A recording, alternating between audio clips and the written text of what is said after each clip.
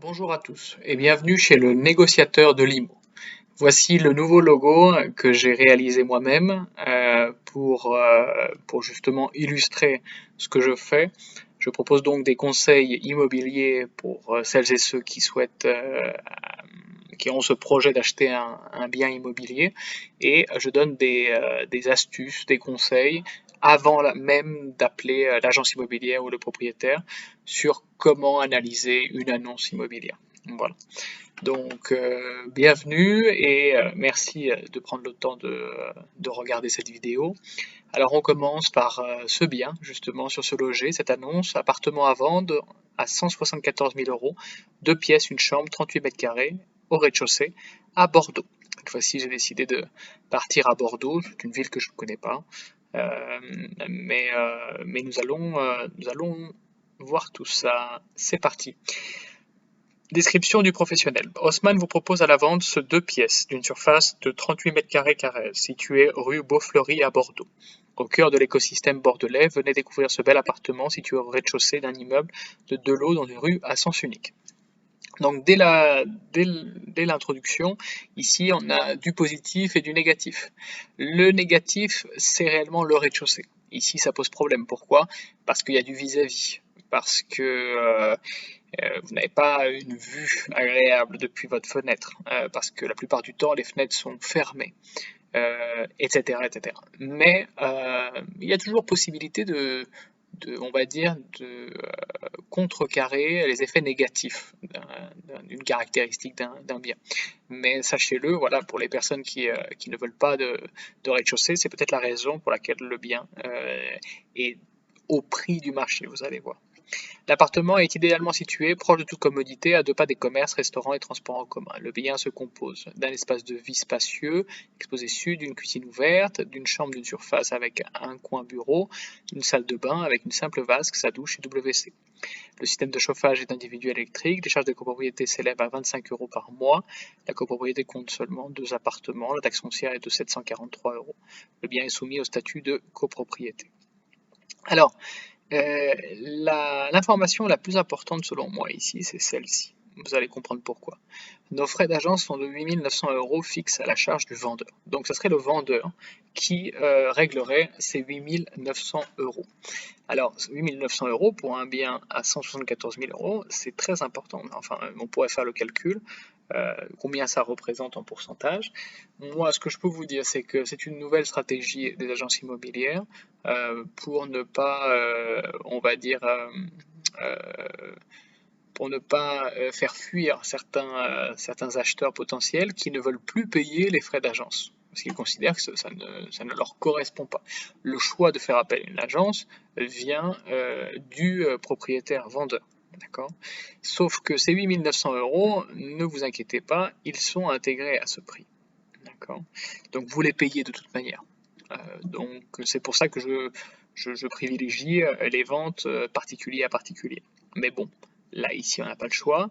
Le bien n'est pas en vente par le propriétaire, n'est pas mis en vente par le propriétaire. Il existe la possibilité de trouver le nom du propriétaire. Ça j'en parlerai dans d'autres vidéos. Mais pour l'instant, exposition sud, pas d'ascenseur, salle de bain, toilette. On est obligé de faire avec ce type d'annonce. Nous avons donc TPE et émission D. Ceci, ça va affecter, si vous voulez, le prix au mètre carré. C'est une décote. Parce que oui, bon, c'est pas si mauvais hein, mais on n'est pas encore dans le vert comme vous pouvez le voir. Qu'est-ce que je peux observer de plus? Ici, sur le site de l'agence, vous avez la possibilité de voir le bien. Donc, grâce à cette vue, j'ai pu trouver le numéro de la rue, cette vue depuis le salon. Donc, on va faire un tour. Donc, ici, vous avez une porte très sécurisée. Donc, ça rassure, mais à la fois, on peut imaginer que des gens ont essayé un jour d'entrer. Sont rentrés. Ici, on a une kitchenette qui n'est pas équipée, comme ils disent fonctionnelle. Ici, vous avez une salle de bain et sur la droite, la chambre avec le coin bureau. Alors, la chambre avec le coin bureau, je pense qu'elle mériterait un rafraîchissement parce qu'il y a beaucoup de pertes en volume à cause de cette structure qui a été ajoutée. Donc cette petite chambre gagnerait bien quelques mètres carrés si on démolissait toute cette partie. Alors ici nous avons la salle de bain qui est assez propre, voilà, rien à dire de particulier. Le carrelage est en très bon état. Moi je pense que ce carrelage est à garder. Donc voilà, un petit rafraîchissement peut-être pour différencier la cuisine du salon. Je pense que ça irait bien. Voilà, c'était le bien en 3 dimensions. C'est ce que propose l'agence, mais est-ce que ça vaut vraiment 8 900 €? C'est à vous de décider. Ici, nous sommes dans la rue en question, et le bien se trouve, laissez-moi vous montrer, ici. Voici la façade 1900 qui mériterait aussi un ravalement. Les poubelles à l'extérieur, on perd un petit peu de cachet. On est au numéro 12 et voilà, sur le bien. Le quartier, donc effectivement rue à sens unique, ne doit pas avoir beaucoup de passages, donc il faudrait, voilà, il y a quelques vélos, on peut voir quelques vélos à l'extérieur. Donc c'est un quartier du centre de Bordeaux. Bon, voilà. Qui est, je pense, en pleine mutation. C'est ça qui est important de comprendre. Parfois, vous faites un investissement et vous vous rendrez compte que 5 ans après, le quartier a pris de la valeur parce que la mairie a décidé d'investir. Voilà. On continue à utiliser l'outil Yanport pour l'estimation des biens. J'ai rentré l'intégralité des caractéristiques du bien. L'estimation est la plus haute, estimation médiane de 4 807 €, qui je considère n'est pas proche de la réalité. Pourquoi? Parce que le bien est à un prix inférieur. Donc dans ce cas-là, c'est soit le propriétaire a oublié de mentionner quelque chose de très important, soit l'estimation n'est pas précise. Voilà, n'est pas suffisamment précise. Donc la décote, c'est intéressant quand le bien est à rafraîchir, quand la construction est de 1900, le DPE, la typologie et la terrasse font le fait qu'il n'y ait pas de terrasse font que le bien perd de sa valeur. Et, 14%. Mais voilà, encore une fois, je pense que le bien est estimé à un prix trop élevé. Les biens similaires. Si vous regardez les biens similaires, vous apercevez que c'est le bien le moins cher au prix au mètre carré, 4 579. Ça fait 3 jours qu'il est mis en vente. Il a de fortes chances de partir en premier, même si c'est un rez-de-chaussée. Pourquoi? Parce que les gens finalement cherchent à acheter et n'ont plus les moyens qu'ils avaient avant, parce que les prêts, enfin les valeurs, les montants de prêts ont diminué. Donc voilà, c'est à peu près tout sur Yanport. Après, j'ai souhaité l'estimer sur le site de immobilier.notaire.fr et je me suis aperçu que c'était assez précis parce qu'on a quand même le nom du quartier, on a le prix médian des appartements, 81 ventes.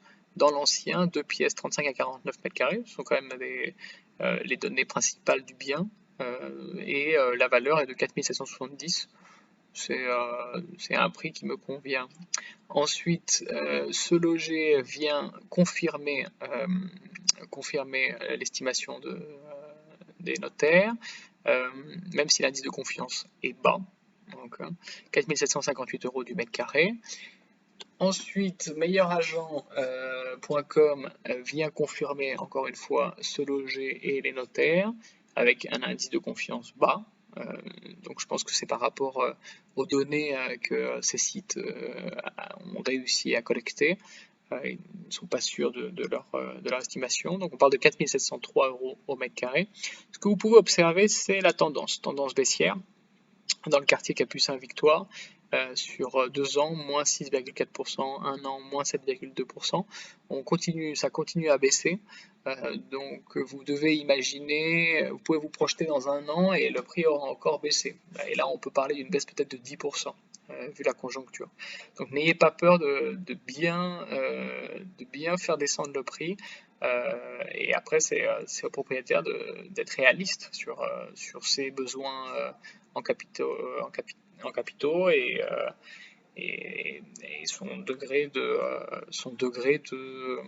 d'urgence, quoi. Voilà. On continue avec l'e-box. L'e-box aussi un autre outil d'analyse, d'estimation. Appartement, on est donc à Bordeaux, 2 pièces, on est à 4 464 €. Là, on est sur des estimations assez basses, qui s'éloignent un petit peu de celles que j'avais imaginées. Et la plus basse, bien ici, à 3 921 €. Alors qu'ils demandent un certain nombre d'informations avant de donner leur estimation. Voilà. Donc ça, c'est les 6 estimations que j'ai gardées, que j'ai sélectionnées. Je les ai mises dans ce tableau Excel. Voilà. De la plus élevée, 4807, à la moins élevée, 3921. Et ça me donne un prix au mètre carré estimé de 4571 € et une offre d'achat maximale de 173 679. Donc on demande une baisse seulement de 0,18%. Alors, ça veut dire quoi? Ça veut dire qu'on est au prix du marché, soi-disant, à partir de ces différents sites d'estimation en ligne. Mais il y a quelque chose qui me contrarie. Ce sont les frais d'agence. Les frais d'agence de 8 900 €.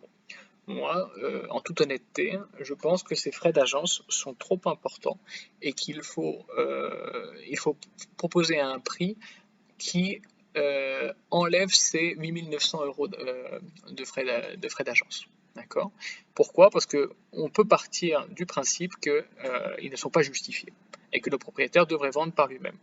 Donc, c'est pour ça que nous allons faire ce calcul, moins 8 900, et voici le prix que je propose. Ça, c'est le prix que je propose. Et après, c'est au propriétaire de réfléchir. 164 779. Voilà, j'ai terminé. Je vous ai proposé une estimation, une offre à réaliser. Si vous êtes intéressé par ce bien, n'allez pas plus haut.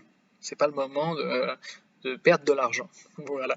Donc, c'était le négociateur de l'IMO. Je vous remercie pour votre écoute et je vous dis à la prochaine. À bientôt.